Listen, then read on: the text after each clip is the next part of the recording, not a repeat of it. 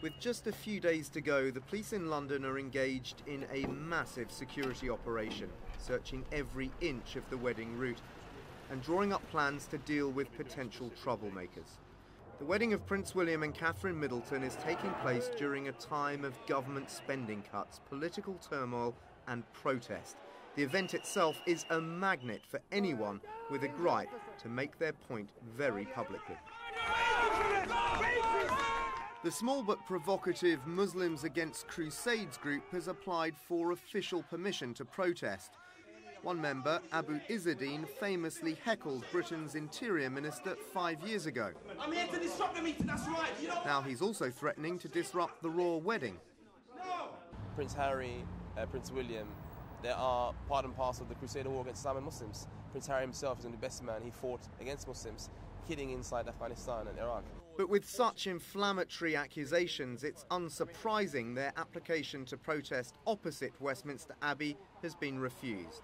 But the far-right English Defence League may cause further problems, vowing to stop Muslims Against Crusades getting anywhere near central London. We're going to block the tube stations that enter into the wedding area. Basically, have 50 to 100 lads guarding each tube station. So if every single time they bring Muslim Against Crusades to protest, the police escort them in and escort them out. So as they escort them out the tube, we'll try and put them back down into the tube. And anarchists are also planning on being on the streets during the wedding. The police are hoping these scenes won't be repeated, but some are already planning on winding up the establishment, like Chris Knight and his guillotine, showing his contempt for financial cuts.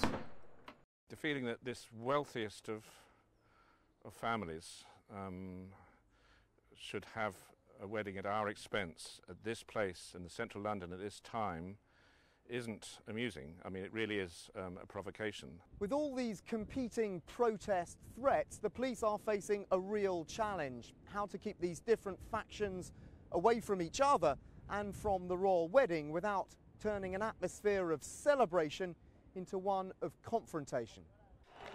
During previous protests, the police tactic of containment or kettling has been used to pin activists into one location, but that might overshadow the generally good-natured feel of the day. Instead, this is the police message for potential troublemakers. My police officers will spot you in the crowd and they will take quick and decisive action to remove you. We won't let anybody disrupt this very exciting day for the royal family and for the country. A day the police are hoping won't be marred by a noisy minority bent on trouble. Dan Rivers, CNN, London.